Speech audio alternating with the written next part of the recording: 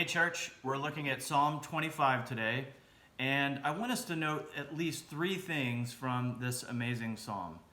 And the first is this: let's stop the shame. In Psalm 25 verse 3, it says this: "Indeed, none who wait for the Lord shall be put to shame." Now, there is a great difference between guilt and shame. Dan DeWitt, writing for the Gospel Coalition, said this: "Though guilt and shame are twins, born in the garden, only moments apart, they aren't identical. Guilt is usually tied to an event. I did something bad. But shame is tied to a person. I am bad. Guilt is the wound. Shame is the scar." He goes on to say, when you violate God's law, you feel guilt. But that emotion is quickly, nearly simultaneously joined by shame. Guilt says you did something wrong. Shame says that's why you need to hide. You're no good. You deserve to live in darkness.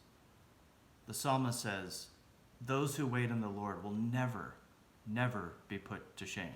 As God's children who are called out of shame, called out of darkness, called out of the lie, we're called, though, to walk in the truth.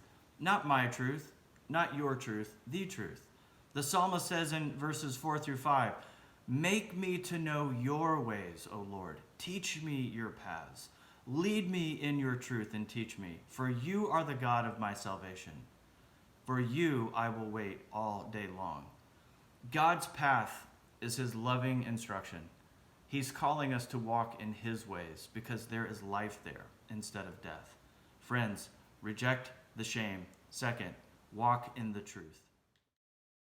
The third thing I want us to see from this passage is that we're called to preach the gospel to ourselves. Psalm 25, 6 through 7, "Remember your mercy, O Lord, and your steadfast love, for they have been from of old." They have been from of old. God's steadfast love is his covenantal love. It is his commitment and his faithfulness to his covenant and to his covenant people. Verse 7, "Remember not the sins of my youth or my transgressions. According to your steadfast love, your hesed, your covenantal love, remember me for the sake of your goodness." David is crying out, remember me, remember your goodness, God, remember your covenant. But ultimately, God doesn't forget anything. And so he's not calling God to remember so much as he's calling himself to remember.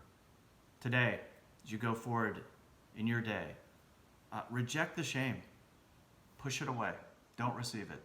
Second, walk in the truth. Third, preach the gospel to yourself. That's where the true strength and power is. May God bless you and keep you. I'll talk to you soon.